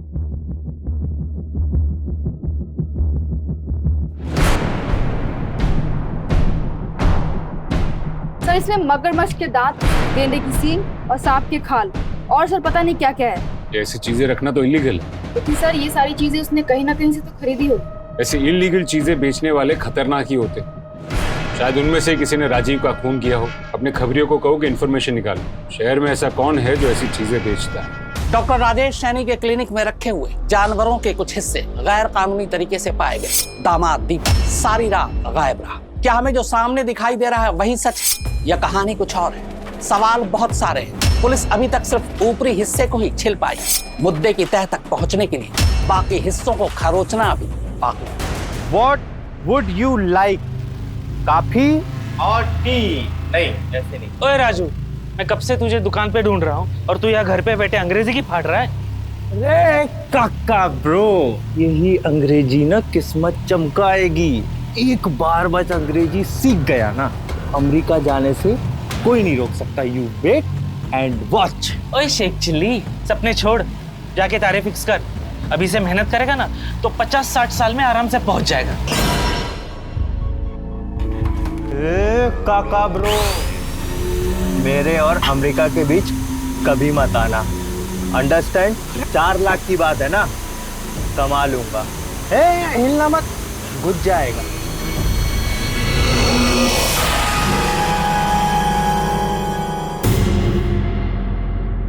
ये ऐसे निशान कैसे?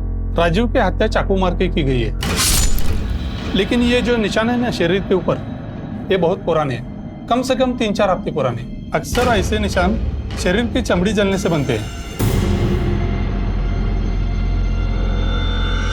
हम नहीं जानते कि डैडी के पास वो चीजें कहाँ से आई। आप इन निशानों के बारे में कुछ जानती हैं?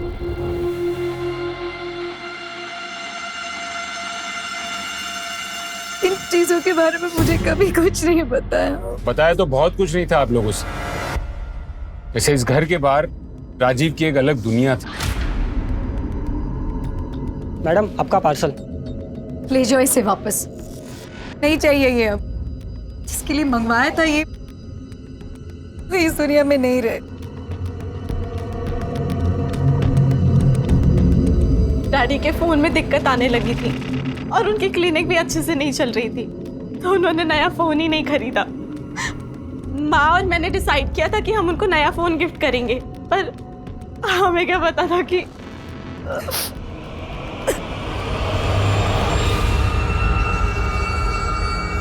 राजीव ने जो कैब ली थी शर्मा मार्ट के बाहर से, वो ट्रेस हो गई है सर। 4 तारीख की रात को शर्मा मार्ट के बाहर से तुमने इसे पिक किया था? सर, राजीव का फोन अनलॉक हो गया है, इसमें ये 2 मैसेज मिले। इस दुनिया में तेरा जीने का टाइम खत्म होने वाला है।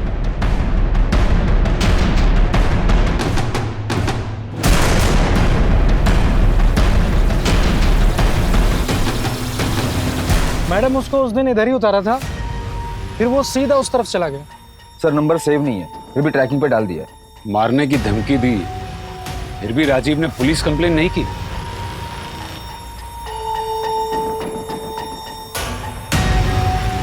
इसको जानते हो?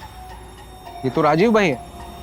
हाँ, जानता हूँ सर। राजीव बहुत अच्छे इंसान, पहले सिर्फ जान पहचान थी मेरी उनके साथ, पर एक बार मेरा एक्सीडेंट हो गया था तो वो खुद मुझे हॉस्पिटल लेके गए थे। उनके मुझ पर बहुत एहसान थे, इसीलिए तो मैं उनकी मदद कर रहा था। कैसी मदद? सर, उनको 4 कार चाहिए थे, इसीलिए 4 तारीख को सारे डॉक्यूमेंट्स लेकर मेरे पास आए थे। कह रहे थे 6 महीने के लिए बाहर जा रहा हूँ, इसलिए सारी फॉर्मेलिटीज आज ही पूरी करनी होंगी। उसने तुमसे 6 महीने कहा? हाँ, मुझसे तो यही कहा।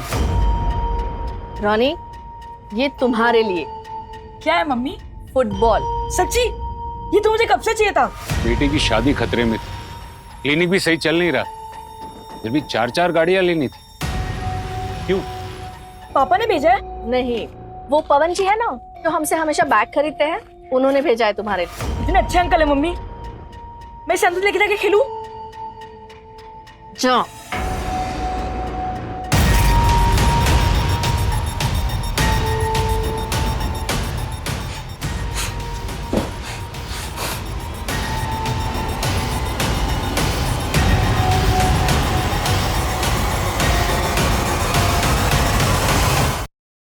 सर, जिस नंबर से राजीव को धमकी वाला मैसेज मिला था, उस नंबर का लोकेशन ट्रेस हो गया है।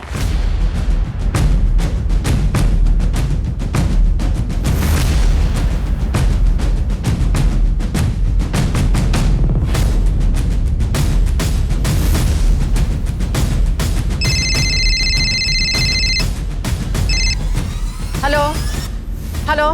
मैडम जी? राजीव सैनी को जानती हैं आप? राजीव सैनी? डॉक्टर साहब, उनके घर तो मैं झाड़ू पोछा करती हूँ। साहब, मुझे तो फोन उठाना और काटना आता है, बस ये मैसेज ऐसे मैं नहीं जानती। तुम्हारा फोन तुम्हारे अलावा कोई और इस्तेमाल करता है? जी, घर में एक पोता है ना, कभी कभी वो फोन उठा लेता है।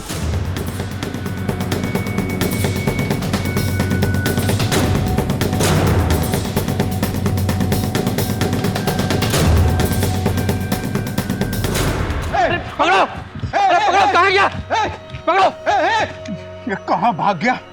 हर बार घपला करता है। एक तो पुराना कनेक्शन खराब करता है और उसी को ठीक करवाने का दुगना पैसा लेता है। छोड़ेंगे नहीं उसको। चलो चलो चलो चलो। अरे साहब, दादी को कुछ याद थोड़ी रहता है, वो तो कुछ भी बड़बड़ाती रहती है। अरे गुप्ता, ये किसको लेके आए? ये बेचारा तो मासूम है। क्या कर रहा था? थाने में बैठ के होशियारी। फोन में क्या कर रहा था? Video delete.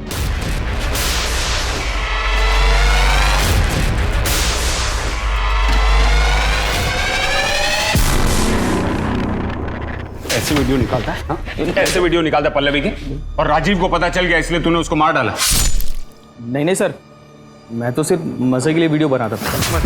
नहीं सर, गलती हो गई सर। लेकिन मैंने किसी को मारा नहीं है सर। उनके ऑलरेडी बहुत सारे दुश्मन थे सर। किसी ने मार दिया होगा उनको। तुझे कैसे पता उसके बहुत सारे दुश्मन थे?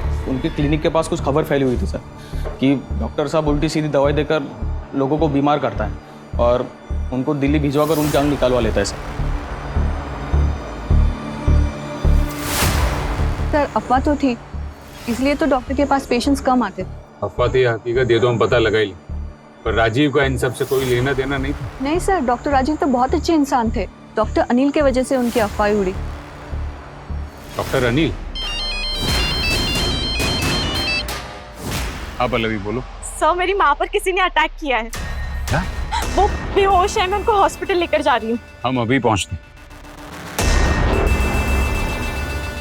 आपने देखा उन पर हमला किसने किया? नहीं सर, मैं घर पे ही नहीं थी। जब लौटी तो देखा कि माँ माँ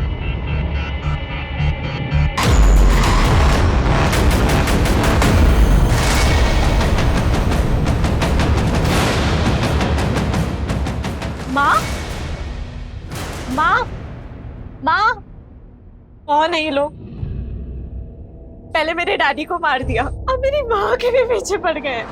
आपको क्या लगता है किसने किया होगा आपकी माँ के साथ? और कौन? दीपक नहीं किया होगा ये सब।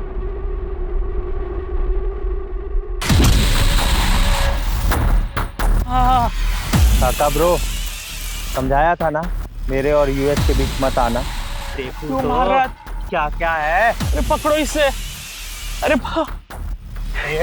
हट मेरा बचवा। अरे बच्चा, अरे बच्चा।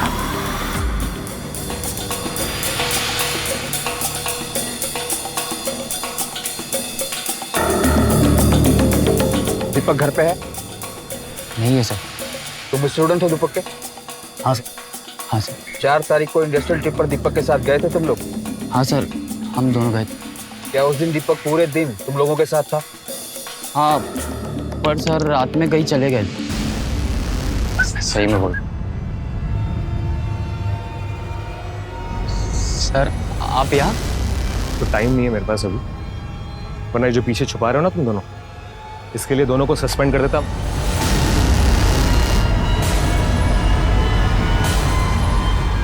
वाला परफ्यूम था उनके हाथ में। बॉटल से लग रहा था कि वो लेडीज परफ्यूम है।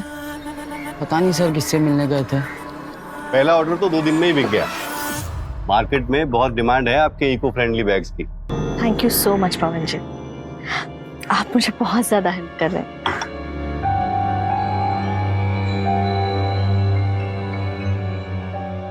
वो नए डिजाइन से वो सारा स्टॉक दिखा देती हूँ मैं आपको।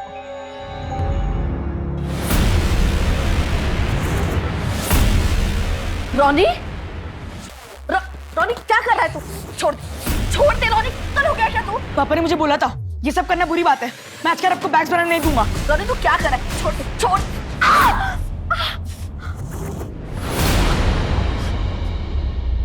सर, परफ्यूम और फुटबॉल लेकर राजीव किसी को मारने क्यों जाएगा? लगता तो ऐसा ही है कि दीपक का किसी के साथ अफेयर चल रहा था और इसीलिए वो पल्लवी के साथ डिवोर्स लेना चाहता था। तो फिर राजीव के मेट के मोबाइल से धमकी भरे मैसेजेस, जानवर की चमड़ी, इतनी कितनी चीजों में फंसा था ये राजीव। गुप्ता, इन्हीं में से एक कड़ी हमें राजीव के खूनी तक ले जाएगी। क्या? अरे मुझे मिलना है। अजीब है आप लोग, किसी ने अफवाह फैला दी और आप लोग मुझ पे इल्जाम लगा रहे हैं। आप पर किडनी ट्रांसप्लांट का इल्जाम है। हाँ, मुझे राजीव ने बताया था कोई उसकी इमेज खराब करना चाहता है, उसको बदनाम करना चाहता है। राजीव को तो सुदेश पर डाउट था। सुदेश? राजीव की गाड़ी से सुदेश का एक्सीडेंट हुआ था, जिसके बाद उसको सेक्सुअल प्रॉब्लम हो गई थी। उसकी शादी भी टूट गई थी राजीव को लगता था कि सुदेश ही अफवाह उड़ा रहा है उसे बदनाम करने के लिए।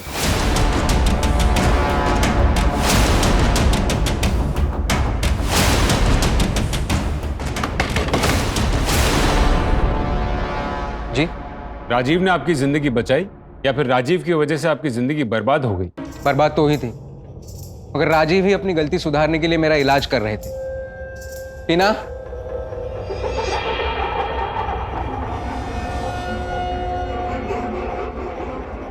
इसके साथ मेरी अगले महीने सगाई है। ये खुश है मुझसे। साहब, आप मेरा यकीन कीजिए, ना तो मेरे पास राजीव को मारने के लिए कोई वजह थी, ना ही मैंने उन्हें मारा है।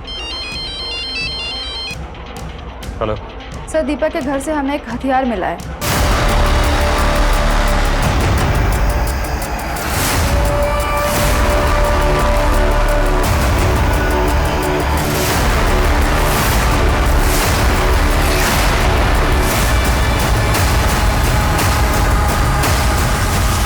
सर, फॉरेंसिक ने कंफर्म किया है जो चाकू हमें दीपक के घर से मिला था उसी से राजीव का मर्डर हुआ है।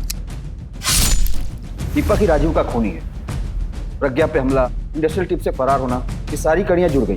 दीपक की फोन लोकेशन ट्रेस की? सर, उसकी फोन लोकेशन तो ट्रेस नहीं हो पा रही है, लेकिन उसके कॉल लिस्ट में किसी संतोष का नंबर है। डेली बात करता था।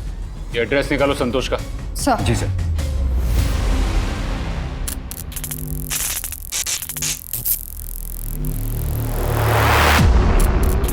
राजू, तुझे कितनी बार मना किया, तू फिर शुरू हो गया। ए मेरी जान, यही तो असली नशा है। मैं 200 नहीं लेता, मैं 500 लेता, 1000 भी नहीं लेता और ना कभी लूंगा। मुझे तो पावर पसंद है और असली पावर मुझे तुझसे मिलती है।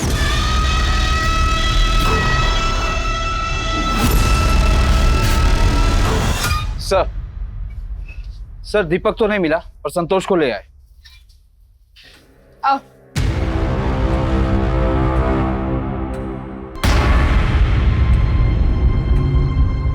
दीपक को कैसे जानती हैं आप? एक दोस्त की पार्टी में मिला था, तब से जानती हूँ। दीपक पर अपने ही ससुर को मारने का इल्जाम, और उसके कॉल रिकॉर्ड्स देखकर हमें यह पता चला है कि वो तुमसे बहुत करीब। क्या चल रहा था तुम दोनों के बीच? तुमसे पूछ रहा हूँ, क्या चल रहा था तुम दोनों के बीच?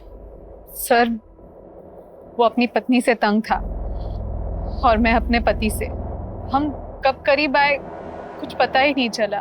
पर सर, मैंने कुछ नहीं किया, मेरा इससे कोई लेना देना नहीं है। 4 तारीख की रात को दीपक तुम्हारे साथ था? हाँ, मेरे पति टूर पे गए हुए थे तो वो मेरे घर ही आ गया। वो पूरी रात मेरे साथ ही था। इस वक्त दीपक कहाँ छुपा होगा, कुछ पता है?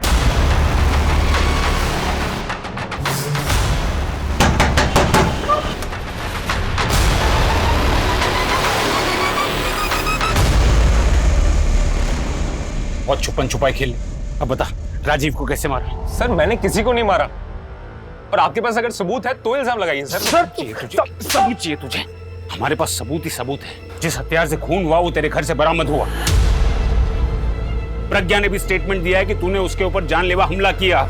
इतने में ना तेरी उम्र कैद पक्की। सब झूठ बोल रही है वो। मुझे पल्लवी ने घर बुलाया और जब मैं घर गया तो वहां कोई था ही नहीं।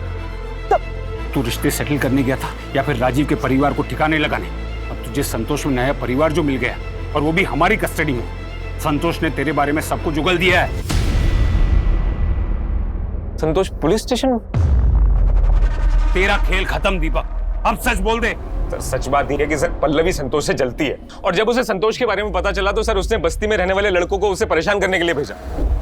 सर, मैंने कुछ नहीं किया, सब फंसा रहे हैं मुझे। ये ऐसे नहीं मानेगा, इसकी जम के कुटाई करो, फिर उगलेगा सब कुछ। साहब, मैं सच बोल रहा हूँ साहब, मैंने कुछ नहीं किया, मैं सही बोल रहा हूँ साहब, मैंने सच में कुछ नहीं किया, वो झूठ बोल रही है साहब। मर्डर वेपन मिलने से केस सुलझने की बजाय और उलझता नजर आ रहा है। पल्लवी गुप्ता, एक बेटी जो अब तक एक अबला नारी थी, क्या वो भी इस साजिश में शामिल है अपने पति को फंसाने के लिए? इस केस को देखकर ऐसा लगता है कि पुलिस को एक बार पल्लवी से सख्ती से पूछताछ करनी चाहिए, ताकि दूध का दूध और पानी का पानी हो सके। सर, दीपक तो बेकसूर ऐसी बात की रट लगा कर रखा है, जबकि सारे सबूत उसके खिलाफ। सवाल भी बहुत है गुप्ता। राजीव उन जानवर के पार्ट्स का करता क्या? उसके शरीर पर वो निशान कैसे है? ये सब उसकी मौत के साथ जुड़े हुए। दीपक संतोष के घर था, मतलब उसने खून नहीं किया। सर, संतोष के घर के आसपास की सीसीटीवी को चेक करवाता हूँ, देखते शायद कुछ मिल जाए। सर, सर बचा लीजिए मुझे सर प्लीज। तुम तो सुदेश के घर पे थी ना? इसके साथ मेरी अगले महीने सगाई है। हाँ सर, लेकिन सर मैं उसकी कोई गर्लफ्रेंड या फियांसी नहीं हूँ। मेरी उससे कोई शादी भी नहीं होने वाली थी सर। वो तो मुझे मुंबई से पैसे देकर लाया था मेरे साथ अय्याशी करने के लिए सर। और सर उससे कुछ होता भी नहीं है सर, अल्लाह है पूरा सर। क्या? हाँ सर, और जब मुझे उसकी इस बात पर हंसी आई तो उसने मुझे बहुत मारा सर। मैं बहुत मुश्किल से यहाँ भाग कर आई हूँ सर, मुझे बचा लो।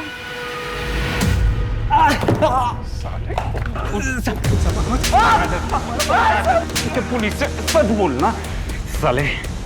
जो आदमी औरत पे हाथ उठा सकता है उसके लिए मर्डर करना मुश्किल नहीं है।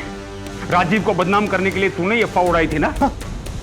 हाँ साहब, मैंने अफवाह उड़ाई क्योंकि उसने मेरी जिंदगी बर्बाद करके रख दी। तो मार दिया उसे, हो गया बदला पूरा तेरा? नहीं सर, मैंने मारा नहीं उसे। राजीव ने कहा था कि मेरी बीमारी का होम्योपैथी में इलाज है, मगरमच्छ के दांत। अगर वो मरता नहीं साहब तो शायद आज मैं ठीक हो जाता। तो वो सब सामान राजीव तेरे लिए मंगवाता था? किससे मंगवाता था वो सामान? नोएडा में लल्लन नाम का एक आदमी है, उससे।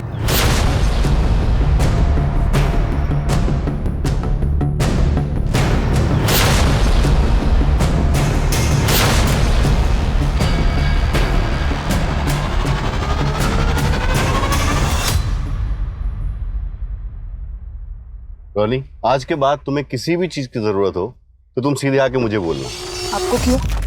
आप मेरे पापा हो क्या? तुम्हें पसंद हो तो हो सकता हूँ। मैं तुम्हारा और तुम्हारी मम्मी का पूरा ख्याल रखूंगा।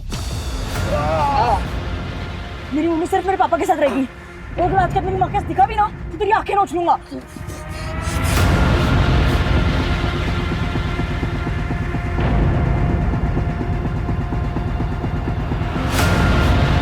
सर आपको तो पता ही है लीगल काम से पैसा कहाँ बनता है, इसीलिए तो इनलीगल करना पड़ता सर। वैसे भी जानवरों की बहुत डिमांड है मार्केट में। तू राजीव को कब से जानता था और वो ये सब तेरे से कब से खरीदता था? सब राजीव जी से तो पुराना कनेक्शन है अपना। वो अपनी गर्लफ्रेंड के साथ आते थे कभी कभी मेरे फार्म हाउस में रुकने के लिए रात में। गर्लफ्रेंड? तू जानता है उसकी गर्लफ्रेंड को? हाँ सर, मंजू नाम है उसका। बहुत समय से उसको मिला नहीं हूँ, देखा नहीं हूँ, लेकिन हुलिया तो बता ही सकता हूँ।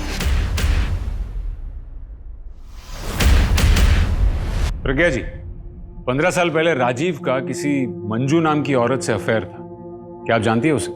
जी, राजीव से जब मैं मिली थी तब उनका डिवोर्स हो चुका था और फिर मैंने उनके पास्ट के बारे में जानना जरूरी नहीं समझा। मतलब राजीव की और आपकी दूसरी शादी हुई थी? पल्लवी मेरी ही बेटी है, लेकिन राजीव से वो अपने सगे बाप जैसा ही प्यार करती है। और क्या क्या जानता है राजीव के बारे में? ज्यादा नहीं साहब, लेकिन वो आदमी परेशान था। मैंने उससे पूछा कि कुछ उसको भी वैसी वाली दवाई चाहिए क्या? बोला नहीं नहीं, मैं तो अपना इलाज वो इलेक्ट्रिशियन से करवा रहा हूँ। इलेक्ट्रिशियन? इलेक्ट्रिशियन से कैसा इलाज? मुझे क्या मालूम साहब, करवा रहे होंगे। सर एक मिनट।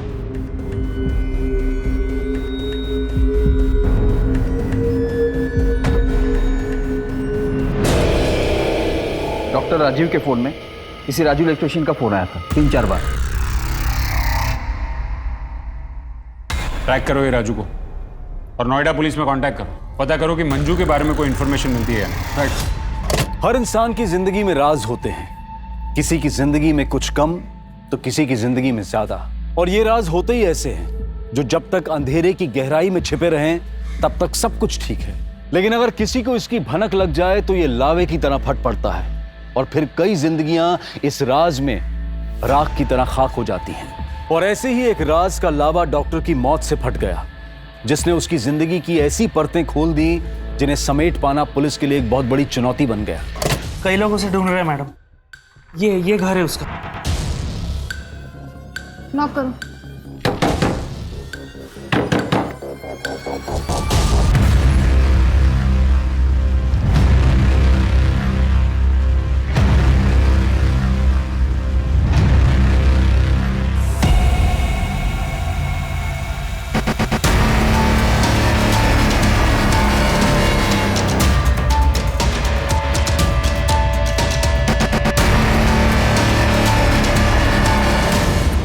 कई लोग खुन्नस खा के बैठे थे इस राजू से, विदेश जाने के लिए पैसों की धांधली करता था। सर एक अजीब बात है, राजू के शरीर पर भी ठीक वैसे ही निशान है जैसे डॉक्टर राजीव के शरीर पे थे। क्या? एक काम करो अलका, पता करो कि राजू का कोई नजदीकी है उस बस्ती में। सर राजू का एक ही सपना था अमेरिका जाने का। जब से डॉक्टर राजीव से मिला था तब से उनका भक्त हो गया था। राजू तुझे अमेरिका जाना है, ठीक है, मैं तेरी मदद करूंगा। देख, अमेरिका जाने के लिए बहुत सारे पैसों की जरूरत होती है। मैं काम करता हूँ, तुझे लोन पर 4-5 गाड़ी दिला देता हूँ, उसे चला, पैसा जमा कर, पैसा बचा, फिर अमेरिका चले जा। पर बदले में तुझे मेरी एक मदद करनी होगी। डॉक्टर को राजू से चाहिए क्या था? शॉक। करंट से खेलेगा तो मरेगा ही ना।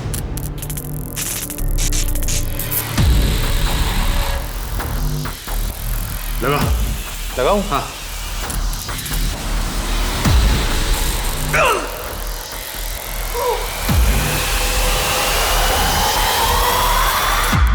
डॉक्टर राजीव का मानना था कि ऐसे बिजली के झटकों से बदन चुस्त तंदुरुस्त रहता है। मतलब डॉक्टर राजीव के शरीर पर जो निशान थे वो इलेक्ट्रिसिटी के थे? सर राजीव अपने क्लिनिक में भी यही कर रहा था, कपड़े उतार के, जब मंजूषा ने उसे देखा था। सर क्या है? मेरे राजू को भी उसने आदत लगा दी थी। डॉक्टर राजीव के मरने के बाद उसका अमेरिका जाने का सपना टूट गया था, इसीलिए वो टेंशन में खुद को दिन में 3-4 बार झटके देता था।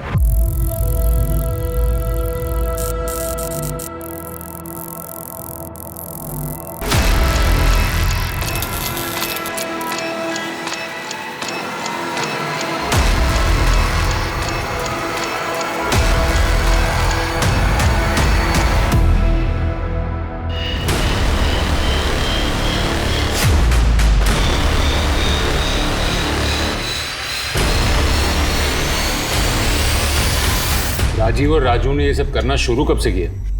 करीब 3 महीने पहले। रोनी, क्या किया तुमने पवन जी के साथ? पापा ने कहा था जो आपके पास आने की कोशिश करे वो मेरा दुश्मन है। कहाँ है तुम्हारे पापा? हमें छोड़कर चले गए ना, अब वो कभी भी वापस नहीं आने वाली। झूठ बोल रहे आप, पापा ने प्रॉमिस किया था वो पक्का आएंगे।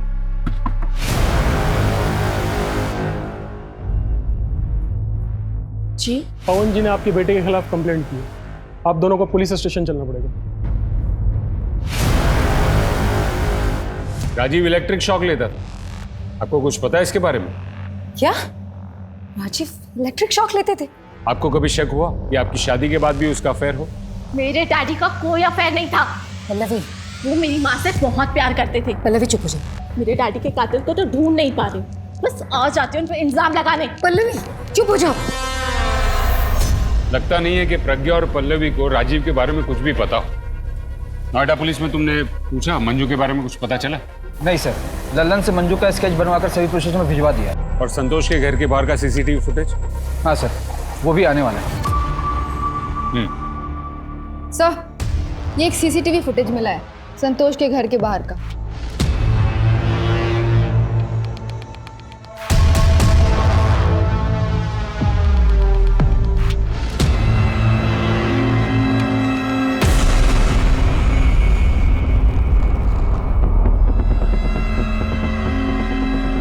सर मैं सच कह रहा हूं, मैंने कुछ नहीं किया। जानता हूं, सीसीटीवी फुटेज देखा मैंने। जिस वक्त राजीव का मर्डर हुआ था उस वक्त तू संतोष के घर जाते हुए दिखा था। तुमने उस दिन कहा था कि कुछ लोग संतोष को धमका रहे हैं, उन्हें देखोगे तो पहचान पाओगे। हाँ सर।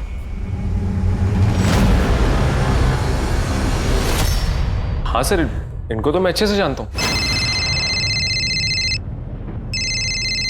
आपने जो फोटो भेजी थी उससे मिलती जुलती एक औरत और उसका बेटा आया था 2 दिन पहले थाने, लेकिन उनका नाम मंजू नहीं सुनिंदा है। गुड न्यूज है पल्लवी, तुम्हारे डैडी के हथियारों का पता चल चुका है।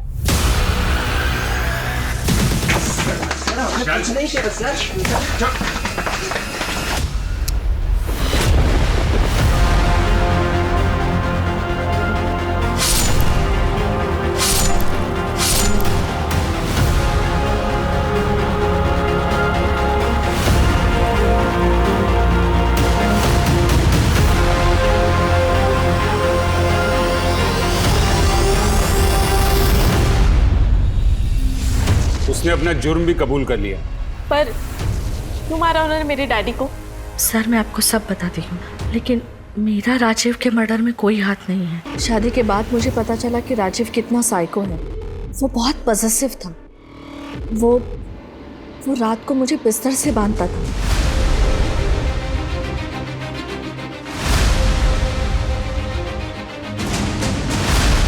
उसे लगता था कि शायद मैं रात में कहीं भाग ना जाऊं। राजीव के साथ रहने में मुझे घुटन सी होती थी, लेकिन अगर डिवोर्स की बात करती तो शायद वो अपने आप को और हमें भी मार डालता। इसलिए मैं अपने बेटे को लेके वहां से भाग गई। मेरे बेटे रॉनी को अभी भी ऐसे लगता है कि उसके पापा आएंगे। तो इसीलिए आपने अपना नाम मंजू से सुनंदा रख लिया, ताकि राजीव आपको ढूंढ ना पाए। 3-4 महीनों पहले कोई औरत आई थी मेरे घर पे। राजीव के बारे में कई सवाल पूछ रही थी। क्या नाम था उसका? आप तो जानती होंगी उस औरत का नाम, जो सुनंदा से मिलने गई थी। विक्रांत और आयान, आपके कॉलेज स्टूडेंट, अपना खर्चा निकालने के लिए वो गाड़ियां चुरा कर उन्हें बेचते थे। एक दिन पकड़े गए, आपने उन्हें बचा लिया, जेल नहीं जाने दिया, ताकि आप बाद में उनका इस्तेमाल कर सकें। ये क्या बोल रहे हो आप लोग? मेरी माँ स्कूल की प्रिंसिपल है, वो ऐसा ये सब कुछ नहीं कर सकती। आपकी माँ को आपके पति दीपक के अफेयर के बारे में पता था, और इसीलिए उन्होंने विक्रांत और आयान से कहकर संतोष को धमकी दिलवाई। अरे छोड़ो! क्या चाहते हो तुम लोग? शर्म लाना चाहते हैं तेरी आंखों में। और उसकी गाड़ी लेकर चले गए, और वो वही गाड़ी थी जो आपके डैडी के खून में इस्तेमाल हुई।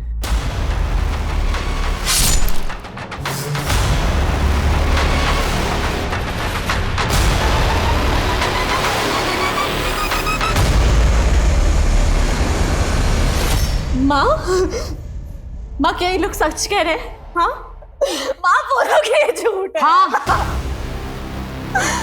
मैंने किया ये सब। ये जो कुछ कह रहे हैं सच कह रहे हैं। मैंने विक्रांत और अयान को भेजकर तुम्हारे डैडी का मर्डर करवाया, और वो चाकू भी दीपक के घर मैंने ही रखवाया था ताकि दीपक फंस जाए।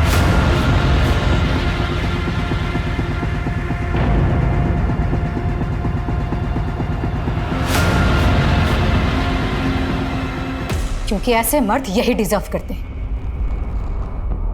दीपक पल्लवी को चीट कर रहा था और राजीव ने मेरा जीना हराम कर रखा।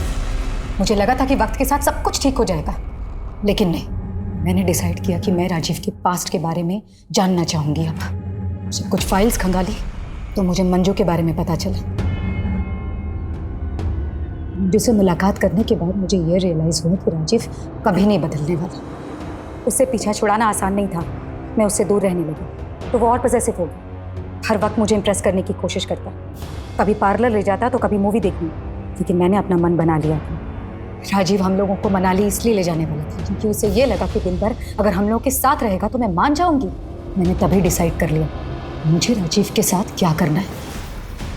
नहीं, आज ही ठिकाने लगाना होगा उन्हें। कुछ भी करके उनका पीछा करो और मौका मिलते ही ठिकाने लगा दो। अरे वाह, हो गई सारी पैकिंग। पापा भी आ ही रहे हैं। सिर्फ 2 रास्ते थे मेरे पास, या खुद को मार लूं या राजीव को मार दूं। रास्ते तो कई होते हैं प्रज्ञा जी, पर हम उन्हीं रास्तों पर चलना पसंद करते हैं जो आसान होते हैं, और ऐसा ही एक आसान रास्ता आपको जेल की सलाखों के पीछे ले जाएगा।